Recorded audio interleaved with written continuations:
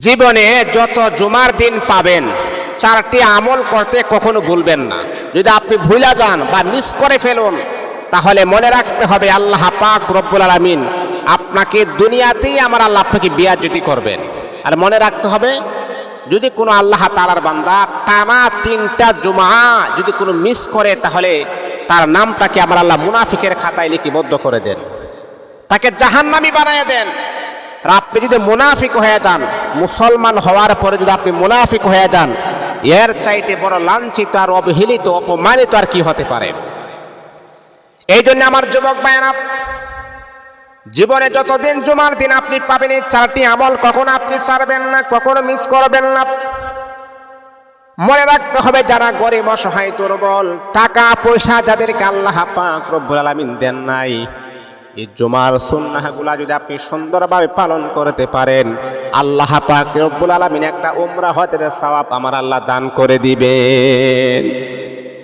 কারণ সোনার মদিনা যাওয়ার মতো এবিলিটি আপনার নাই, ক্ষমতা আপনার নাই, যাওয়ার মতো টাকা পয়সা সামর্থ্য আপনার নাই, তাহলে আপনি জুমার দিনে সুন্নাহগুলাকে সুন্দরভাবে আপনি আমল করুন, জুমাগুলাকে সুন্দরভাবে পরিপাটি করে জুমার এই আদব কায়দাগুলা রক্ষা করুন। আল্লাহ পাক আপনাকে ইনশাআল্লাহ একটা হজের ফজিলত আপনাকে দান করে দিবেন। এই জুমার দিন যতদিন জুমার দিন আপনি পাবেন 4টি আমল ভুলবেন না, মিস করবেন না। 1 নম্বর হলো জুমার দিন সকাল সকাল ঘুম থেকে জাগ্রত হয়ে ফজরের নামাজ আপনি পড়বেন। অনেক বান্দা বান্দি এমন আছে, অনেক আল্লাহ তাআলার বান্দা আছে জুমার দিন জুমার নামাজ পড়ে কিন্তু ওই দিনের ফজরের নামাজ আপনি পড়েন নাই। আপনি যতই জুমার নামাজ পড়েন না কেন, যেহেতু আপনি ফজরের নামাজ পড়েন নাই, আল্লাহ পাকের আদালতে কিন্তু আপনি গ্রেফতার হয়ে যাবেন। প্রতিনিয়ত আপনাকে নামাজ পড়তে হবে। আবার জুমাতে আসছেন কিন্তু জুমার দিনে ফজরের নামাজ আপনি পড়েন নাই, তাহলে বলেন তো আপনার নামাজটা কতটুকু কবুল হবে?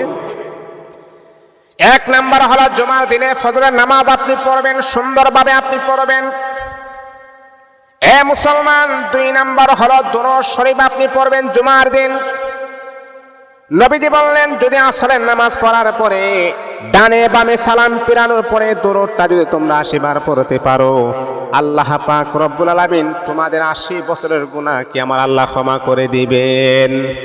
দুরূদ শরীফটা হলো আল্লাহুম্মা সাল্লি আলা মুহাম্মাদানিন নাবিয়্যিল উম্মি ওয়া আলা আলিহি ওয়া সাল্লিমু তাসলিমা।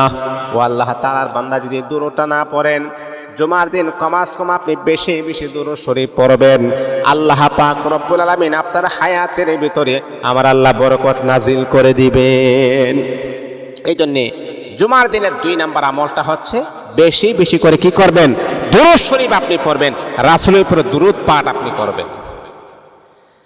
3 নম্বর হলো সূরাতুল কাহাফ আপনি তিলাওয়াত করবেন।